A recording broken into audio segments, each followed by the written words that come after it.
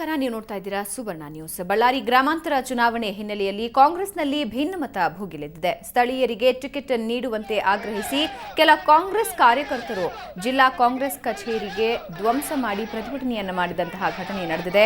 ಕಚೇರಿಯ ಪೀಠೋಪಕರಣ, glass, TV, banner ಧ್ವಂಸಗೊಳಿಸಿದರು.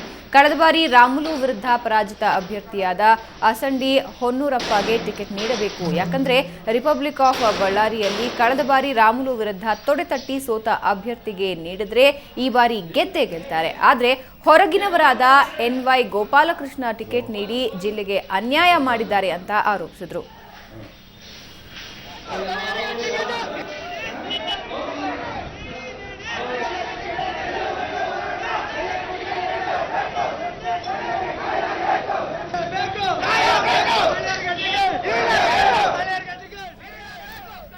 ಈ ಬಗ್ಗೆ ಇನ್ನಷ್ಟು ಮಾಹಿತಿ ಪಡೆಯೋಣ ನಮ್ಮ ಪ್ರತಿನಿಧಿ ನರಸಿಂಹಮೂರ್ತಿ ಅವರಿಂದ. ನರಸಿಂಹಮೂರ್ತಿ, ಕಾಂಗ್ರೆಸ್ನಲ್ಲಿ ಟಿಕೆಟ್ ಅವಾಂತರ ಯಾವ ರೀತಿ ಗೊಂದಲ ಸೃಷ್ಟಿಸಿದೆ? ಹೌದು ಬಾಲ, ಈಗಾಗಲೇ ಹೇಳಿದಂತೆ ಅಂದ್ರೆ 23ಕ್ಕೂ ಹೆಚ್ಚು ಜನ ಏನು ನಾಮಿನೇಷನ್ ಆಗಿ ಒಂದು ಅರ್ಜಿಯನ್ನು ಸಲ್ಲಿಸಿದ್ರು, ಅಂದ್ರೆ ಏನು ಟಿಕೆಟ್ ಆಕಾಂಕ್ಷೆಗೆ ಒಂದು ಅರ್ಜಿಯನ್ನು ಸಲ್ಲಿಸಿದ್ರು. ಆದ್ರೆ 23 ಜನಕ್ಕೂ ಯಾರಿಗೂ ಸಿಗಿದೆ. ಏನು ಹೊರಗಿನ ಅಭ್ಯರ್ಥಿ ಅಂತಂದ್ರೆ ಚಿತ್ರದುರ್ಗ ಜಿಲ್ಲೆಯ ಒಬ್ಬ ವ್ಯಕ್ತಿಗೆ ಟಿಕೆಟ್ ನೀಡಿದ್ರಿಂದ ಸಾಕಷ್ಟು ಆಕ್ರೋಶ ಬರ್ತದೆ ಅಂತ ಏನು ಕಾಂಗ್ರೆಸ್ ಕಾರ್ಯಕರ್ತರು, ಅಂದ್ರೆ ಬಳ್ಳಾರಿ ಜಿಲ್ಲೆ ಕಾಂಗ್ರೆಸ್ ಕಾರ್ಯಕರ್ತರು, ನಮ್ಮ ಜಿಲ್ಲೆಯ ಯಾರಿಗಾದ್ರೂ ನೀಡಿ ನಾವು ಅದನ್ನ ಸಹಿಸ್ಕೊಂತೀವಿ, ಆದ್ರೆ ಬೇರೆ ಹೊರಗಿನ ಜಿಲ್ಲೆಯವರಿಗೆ ನೀಡಿದ್ರೆ ನಾವು ಯಾವುದೇ ಕಾರಣಕ್ಕೂ ಸಪೋರ್ಟ್ ಮಾಡಲ್ಲ.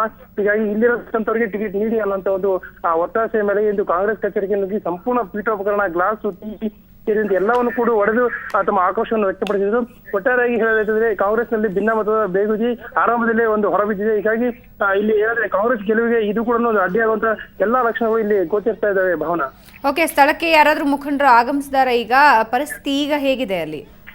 ಇಲ್ಲ ಭಾವನಾ, ಏನಂತಂದ್ರೆ ಕೇವಲ ಪೊಲೀಸರೊಂದೇ ಬಂದು ಏನೋ ಪರಿಸ್ಥಿತಿಯನ್ನು ತಿಳಿಗೊಳಿಸಿದ್ದಾರೆ. ಆದ್ರೆ ಕಾಂಗ್ರೆಸ್ ಹಿರಿಯ ಮುಖಂಡರು ಯಾರು ಕೂಡ ಕಚೇರಿ ಹತ್ರ ತಲೆ ಹಾಕಿಲ್ಲ. ಕೇವಲ ಏನಂದ್ರೆ ಸಣ್ಣ ಪುಟ್ಟ ಕಾರ್ಯಕರ್ತರು ಮತ್ತು ಅವರ ಬೆಂಬಲಿಗರು ಬಂದು ಆಕ್ರೋಶವನ್ನು ವ್ಯಕ್ತಪಡಿಸಿದ್ರು.